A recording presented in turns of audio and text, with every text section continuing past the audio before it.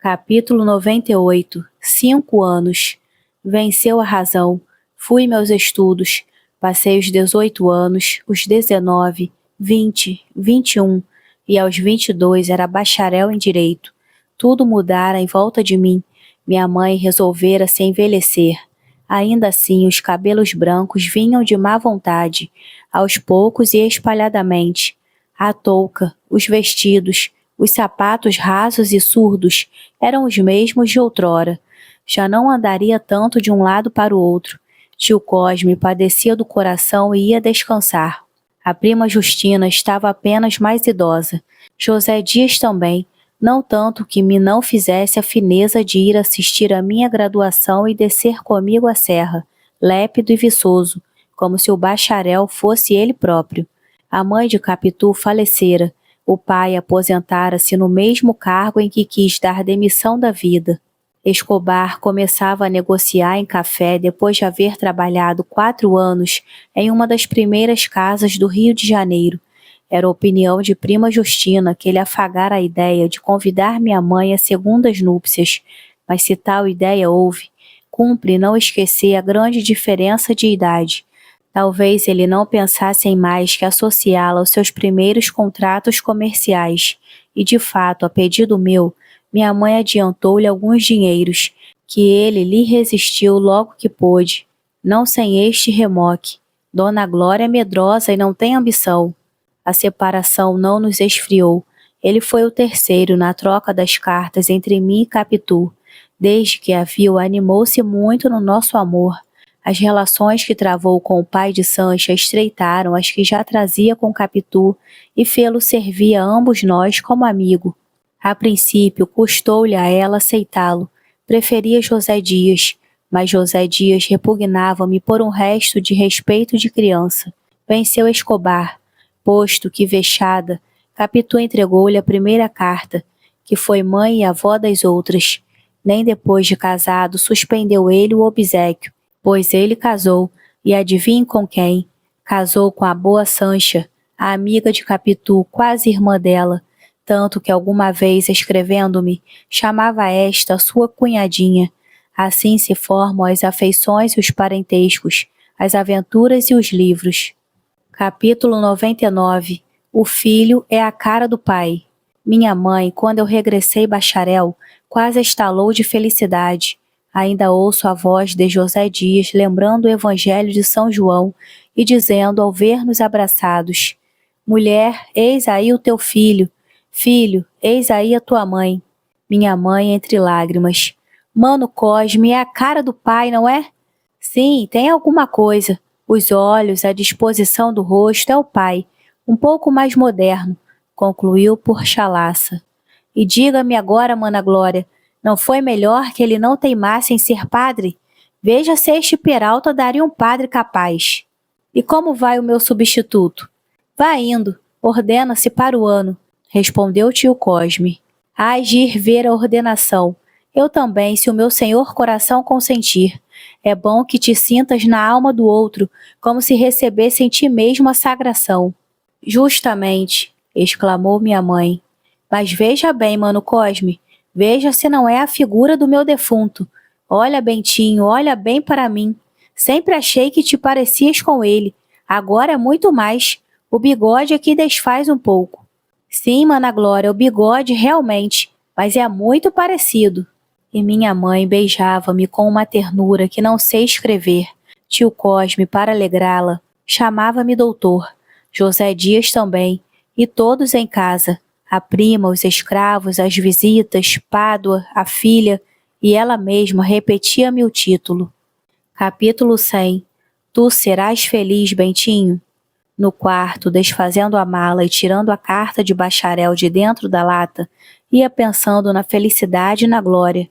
Via o casamento e a carreira ilustre, enquanto José Dias me ajudava calado e zeloso. Uma fada invisível desceu ali e me disse em voz igualmente macia e cálida: Tu serás feliz, Bentinho. Tu vais ser feliz. E por que não seria feliz? Perguntou José Dias endireitando o tronco e fitando-me. Você ouviu? Perguntei eu, erguendo-me também espantado. Ouviu o quê? Ouviu uma voz que me dizia que eu serei feliz? É boa. Você mesmo é que está dizendo? Ainda agora sou capaz de jurar que a voz era da fada. Naturalmente as fadas, expulsas dos contos e dos versos, meteram-se no coração da gente e falam de dentro para fora. Esta, por exemplo, muitas vezes a ouvi clara e distinta. Há de ser prima das feiticeiras da Escócia. Tu serás rei. Tu serás feliz. Ao cabo é a mesma predição, pela mesma toada universal e eterna. Quando voltei do meu espanto, ouvi o resto do discurso de José Dias. Há de ser feliz como merece, assim como mereceu esse diploma que ali está, que não é a favor de ninguém. A distinção que tirou em todas as matérias é prova disso. Já lhe contei que ouvi da boca dos Lentes, em particular, os maiores elogios. Demais, a felicidade não é só a glória, é também outra coisa. Ah, você não confiou tudo ao velho José Dias. O pobre José Dias está aí para um canto. É caju chupado, não vale nada, não é? Agora são os novos, os Escobares.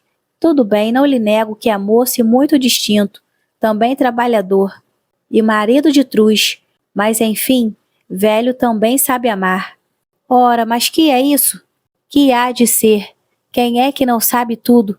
Aquela intimidade de vizinhos tinha de acabar nisto, que é verdadeiramente uma bênção do céu, porque ela é um anjo, é o anjíssimo.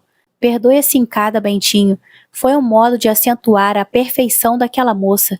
Cuidei o contrário outrora, confundi os modos de criança com expressões de caráter, e não vi que essa menina travessa e já de olhos pensativos era a flor caprichosa de um fruto sadio e doce. Por que é que não me contou também o que os outros sabem? E cá em casa está mais que adivinhado e aprovado? Será que mamãe aprova deveras? Pois é, então, temos falado sobre isso e ela fez-me o favor de pedir a minha opinião. Pergunte-lhe o que é que eu lhe disse em termos claros e positivos. Pergunte-lhe. Disse-lhe que não podia desejar melhor nora para si.